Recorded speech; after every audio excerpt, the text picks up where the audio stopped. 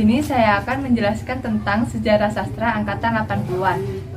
Kelahiran sastra angkatan 80-an dikenal dengan aturan-aturan yang ketat dan dipengaruhi oleh kegiatan politik. Angkatan 80-an lahir pada masa pemerintahan Soeharto era Orde Baru. Era Orde Baru memiliki ciri yaitu semua keputusan berpusat pada presiden dan hak bersuara sangat dibatasi. Ketika ada sebuah karya yang sifatnya dianggap provokasi, mengancam, melecehkan, menyinggung, dan merugikan, maka akan langsung ditindaki oleh Soeharto dengan segera. Contohnya adalah majalah Jaya yang terkenal waktu itu berhenti terbit. Padahal majalah tersebut memuat masalah-masalah budaya bangsa dan kesenian Indonesia. Alasan tersebut menjadi aspek tentang tema yang dititikberatkan angkatan 80-an ini, yaitu tentang roman percintaan dan kisah kehidupan pada masa itu yang sifatnya tidak dianggap provokasi. Periode 80-an lahir dari konsepsi improvisasi, yang dalam pengerjaan karya sastra menuju hasil dan kualitas maksimal serta baru dari konsep yang menentang pada satu kehidupan. Para sastrawan mengikuti perkembangan zaman yang dituntut adanya keberanian dan kekreativitasan untuk berkarya. Banyak karya sastra yang dijadikan drama-drama radio. Pada periode 80-an ini, karya sastra film juga berkembang pesat. Perfilman Indonesia banyak dilihat dan disukai oleh masyarakat, dan para sutradara pun aktif menciptakan film-film baru. Selanjutnya yaitu kualitas sastra angkatan 80-an. Setiap angkatan karya sastra pasti memiliki kelebihan dan kekurangan, seperti pada angkatan 80-an.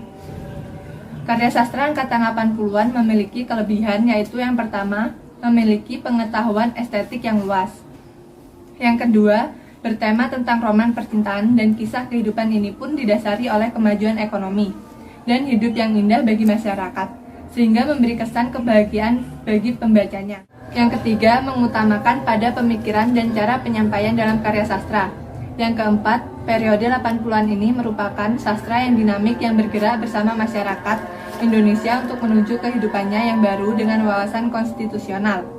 Yang kelima, para sastrawan mengikuti perkembangan zaman yang dituntut adanya keberanian dan kekreativitasan untuk berkarya.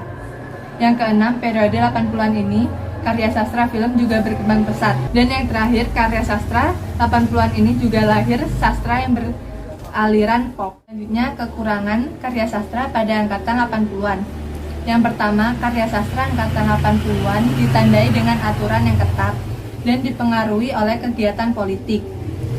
Yang kedua, karya sastra yang lahir pada tahun 80-an dipengaruhi oleh proses depolitisasi. Terakhir, sastra yang muncul jadi tidak sesuai dengan realitas sosial politik serta tidak menunjukkan kegelisahan dan kesakitan kolektif masyarakat pada masa itu.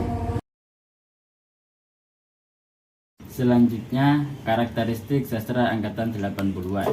Setiap angkatan sastra mempunyai karakteristiknya masing-masing yang membedakan dengan yang lain. Berikut adalah karakteristik sastra angkatan 80. Yang pertama, puisi yang menghasilkan bercorak spiritual religius, seperti karya yang berjudul Kubakar Cintaku, karya Mbak Eni Najib. Dua, sajak cenderung mengangkat tema tentang ketuhanan dan mistikisme. Yang ketiga, sastrawan menggunakan konsep improvisasi. Yang keempat, karya sastra yang dihasilkan mengangkat masalah konsep kehidupan sosial masyarakat yang memuat kritik sosial, politik, dan budaya. Yang kelima, menuntut hak asasi manusia seperti kebebasan.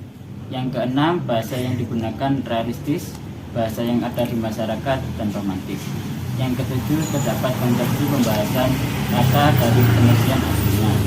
8. Mempunyai pengaruh dari budaya barat, di mana tokoh utama biasanya mempunyai konflik dengan pemikiran timur. Yang ke-9, didominasi oleh roman percintaan. Yang terakhir, novel yang dihasilkan mendapat pengaruh kuat dari budaya barat yang tokoh utamanya mempunyai konflik dengan pemikiran timur dan mengalahkan tokoh antagonisnya. Selanjutnya, tokoh-tokoh angkatan 80-an. Pada sastra angkatan 80-an ini tidak mengetahui informasi siapa saja pelopornya. Tetapi, pada angkatan 80-an ini banyak sastrawan yang ikut berperan penting dalam perkembangannya. Di antara lain, yang pertama ada Hilman Hariwijaya. Hilman Hariwijaya lahir di Jakarta 25 Agustus 1964. Beliau merupakan seorang penulis dan pelopor sastra aliran pop.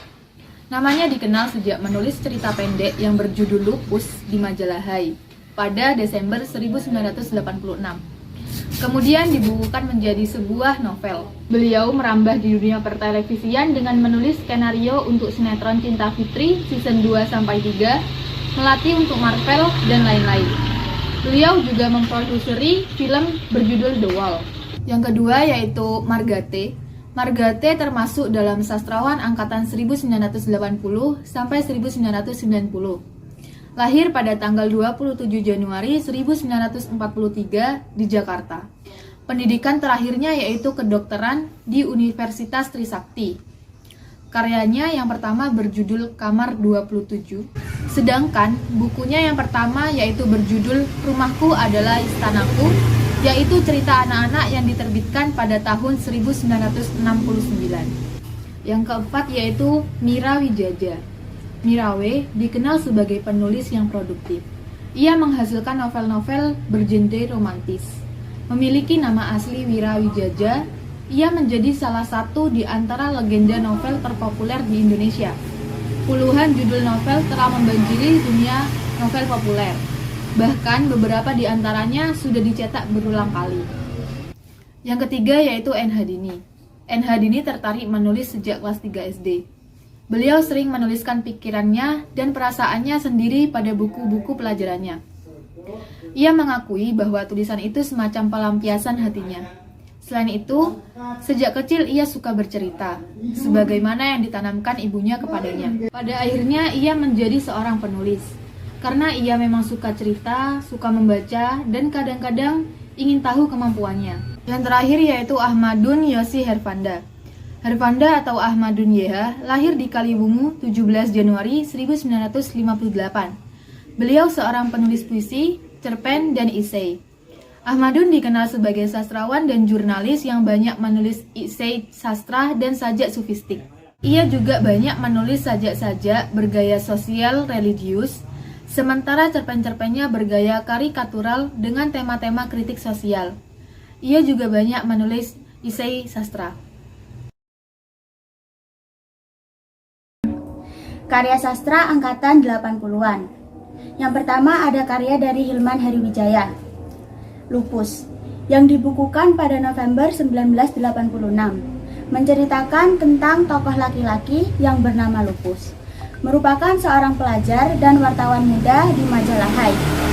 Hilman menulis Lupus kecil dan Lupus ABG yang menceritakan Lupus pada masa SD dan SMP. Karya ini ditulis bersama Baim Lebon. Yang kedua, Olga, dibukukan pada Juli 1990 di majalah Model. Olga menceritakan karakter wanita pelajar yang bekerja sampingan sebagai seorang penyiar radio di Radio Gaga. Seri ini telah menjadikan 1 judul film dan 3 musim sinetron.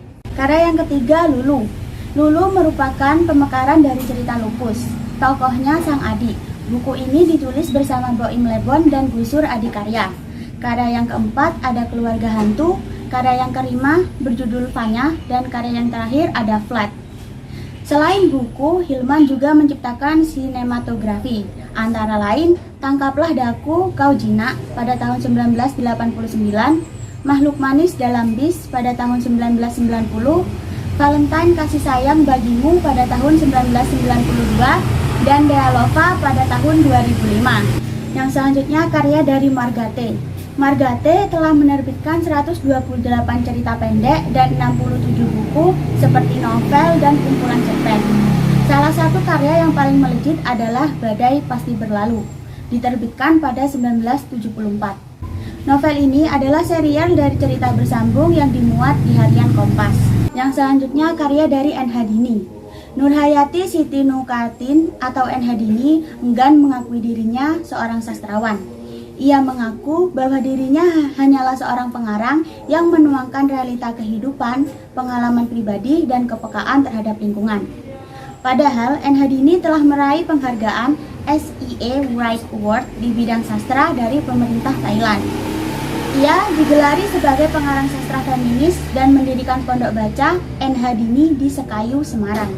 Karya dari N. Hadini yaitu Pada Sebuah Kapal tahun 1972, Labarka 1975, Namaku Hiroko pada 1977, Orang-orang Kran pada 1983, Pertemuan Dua Hati pada 1986, Hati yang Damai pada 1998. Belum termasuk karya-karyanya dalam bentuk kumpulan cerpen, novelet, atau cerita kenangan.